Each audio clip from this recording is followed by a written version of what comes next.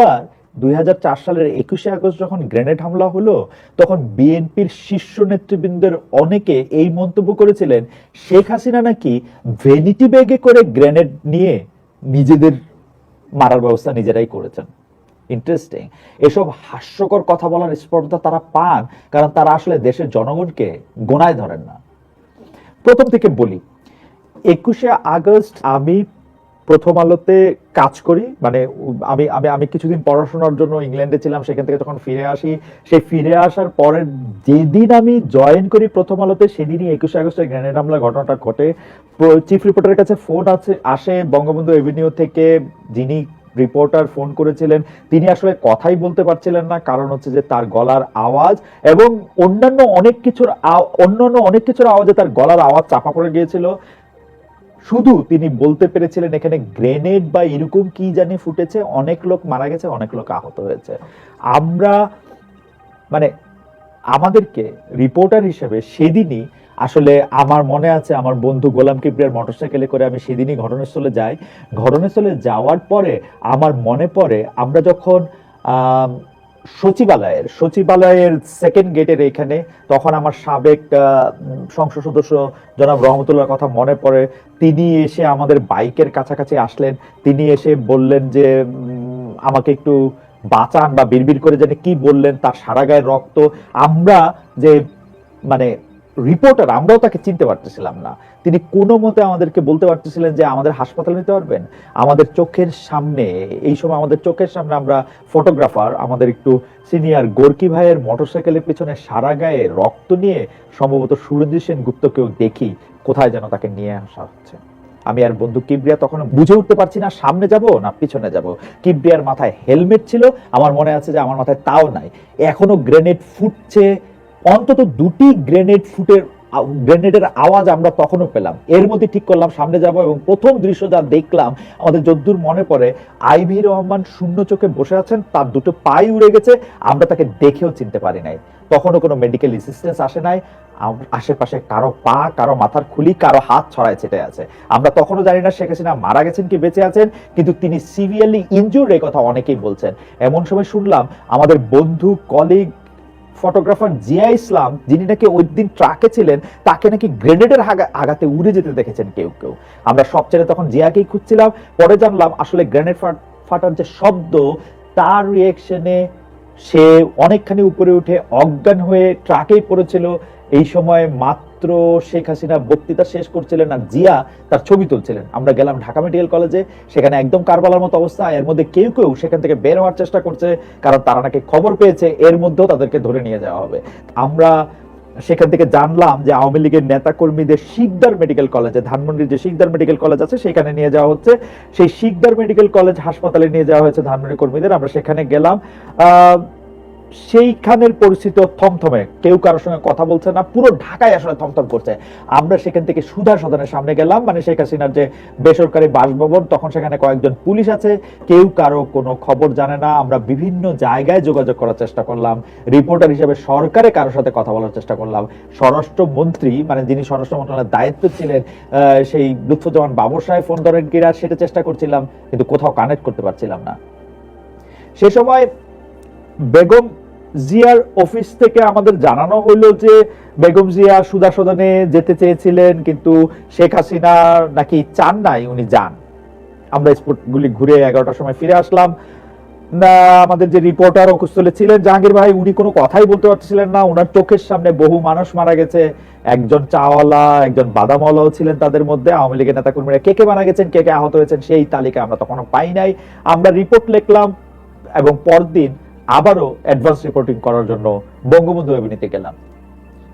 বঙ্গবন্ধু এভিনিউতে যেখানে আসলে 21শে আগস্টে গ্রেনেড হামলাটা ঘটেছিল, সেখানে সকাল 8টা থেকে 8:30টার দিকে আমি পৌঁছালাম। ওখানে তখন কয়েকজন পুলিশ ছাড়া আমি আর কাউকে দেখি নাই। শত শত জুতো পড়েছিল, 3টা পুলিশ, তাদের মুখে কোনো কথা নাই, আগের দিনের কিছুই সরা নাই, হাজার হাজার জুতা, ভাঙা চশমা, রক্তের রেসিডিউ, মানুষের মগজও মনে হয় আমরা কিছুটা একাকার হয়ে দেখলাম।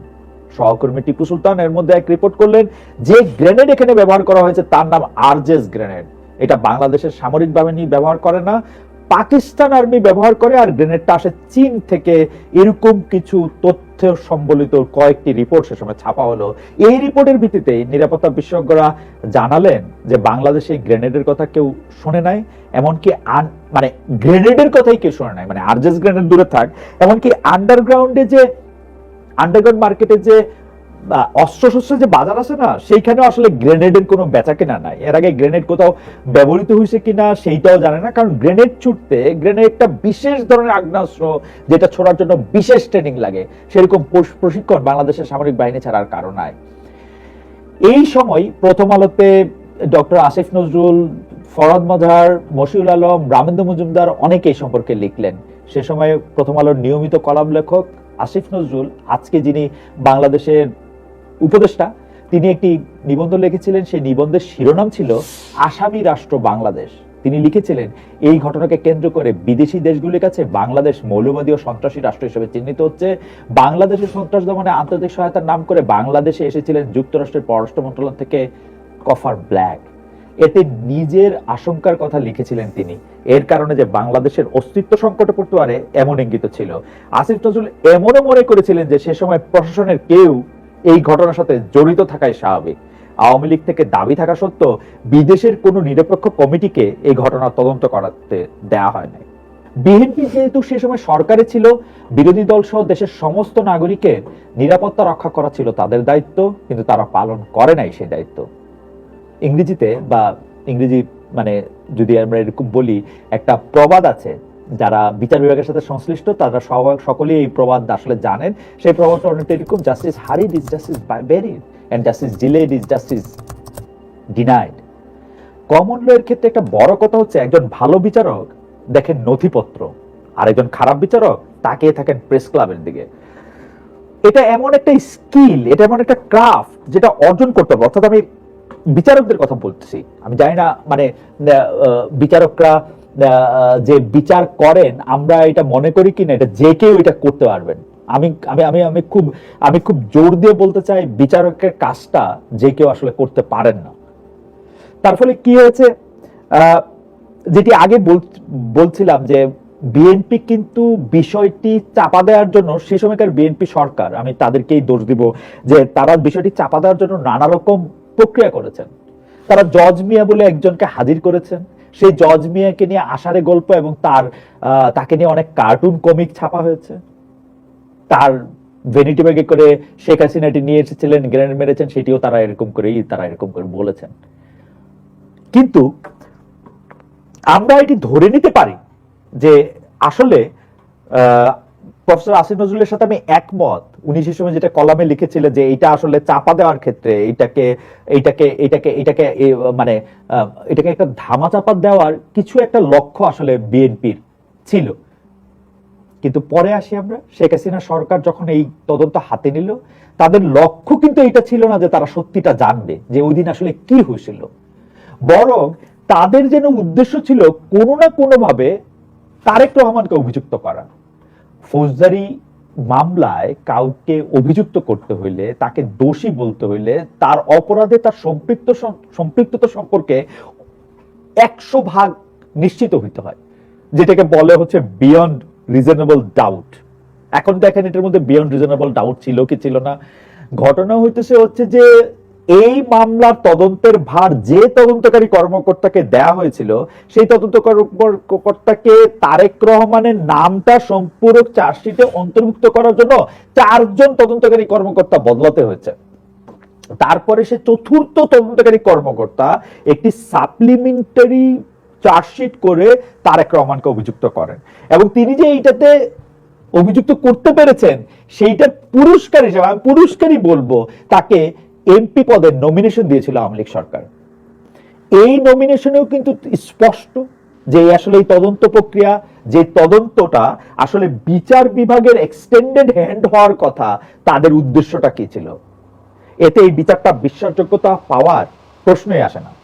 2024-এ এসে এই বিচার বাতিল করায় এই যে আপাটিভিস্টরা নো ওয়ান কিল জেসিকার নকল করে nothing happened on 21 August status দিয়ে ফেসবুকে সয়লাভ করে ফেলছেন, তারা কি বিষয়টা বুঝতে পারতেছেন? তারা কি বুঝতে পারতেছেন যে এই অবিচারের জায়গাটা শুরু হয়েছিল অনেক আগে, যার এই অপরাধে অভিযুক্ত হওয়ার কথা ছিল কি ছিল না সেটা কোনো নিরপেক্ষ তদন্তের মাধ্যমে করা হয় নাই। তো তাদেরকে এরকম একটা সাপ্লিমেন্টারি চার্জশিট, যে সাপ্লিমেন্টারি চার্জশিটটার মধ্যে প্রসিডিউরাল ফল্ট মানে প্রসিডিউরাল ভুল আছে, এবং যে ভুলটা আসলে ভুল না, যেটার মধ্যে যেটা প্রসিডিউরাল দুষ্টামি আসে, সেটা তারে সেই সব মামলায় তাদের খালাস না দিয়ে বিচারকরা কি করবে? কিন্তু প্রশ্ন হইল, এর মধ্যে আবার আরেকটা প্রশ্ন আছে, দেখেন এর মধ্যে লেয়ার গুলি দেখেন, মানে 21 গ্রেনেড হামলা করে শেখ হাসিনা সহ তার যারা শীর্ষস্থানীয় নেতৃবৃন্দ ছিল তাদেরকে মেরে ফেলার একটা চেষ্টা নেওয়া হয়েছিল। পরে আবার বলা হয়েছে শেখ হাসিনা নিজেই এটা করেছেন, তদন্তের নামে মকারি করা হয়েছিল, এবং সেই তদন্তের নামে মকারির পরে যখন শেখ হাসিনা সরকার ক্ষমতা আসবেন তারা কি করলেন, তারা হচ্ছে একবার দুইবার তিনবার আয়ও বদলায় চার্জশিটটা একটা সম্পৃক্ত চার্জশিট দিয়া তার মধ্যে তারেক রহমানের নাম ঢুকে তারপরে তারে বিচার করে এটার মধ্যে এটা করলেন। তো এই প্রসিডিউরাল ফ্লগুলি কি মানে কোর্ট দেখবে না? তো তারা এটা বাতিল করে দিছে। সেই জায়গার মধ্যে থেকে আইসা আপনি দেখেন জনাব তারেক রহমানের ঘটনাটা কি, তারেক রহমান কিন্তু পুরো মামলাটা দেখতেছেন হচ্ছে লন্ডন থেকে বসা। কেন তিনি আইসা আদালতে এগুলি বলতে পারেন না? তিনি তো সবকিছুর মধ্যে ষড়যন্ত্র খুঁজে পাইতেছেন মনে হয়, নাহলে আদালতে হাজির থাকেন না কেন? তার দেশে আসতে সমস্যাটা কি? দুই দলের এই কারাকারি মারামারির চোটে সত্যি ঘটনাটা কি হয়েছিল, কারা এটা ঘটিয়েছিল, এই স্বার্থ কাদের ছিল, এই সব কিছু কি চিরদিনের জন্য অজানা থেকে গেল না? দেখেন 300,000 বছর আগে বিভিন্ন রকম পরিবর্তনের পরে আমরা তো হোমোসেপিয়েন্স হিসেবে আত্মপ্রকাশ করলাম। তারপর আরো বহুমাত্রিক ঘষা ডলা খাইতে খাইতে এদূর আসছে। এর মধ্যে দেখেন কত রকম নিয়ম বানিয়েছে, অন্যরে শান্টিং দেওয়ার জন্য, টাইট দেওয়ার জন্য, অত্যাচার করার জন্য যা কিছু করা হয়েছে তার মধ্যে বহু কিছু টিকে নাই। কিন্তু কালের বিচারে সবচেয়ে বেশি দিন ধরে যেটা আমাদের মনে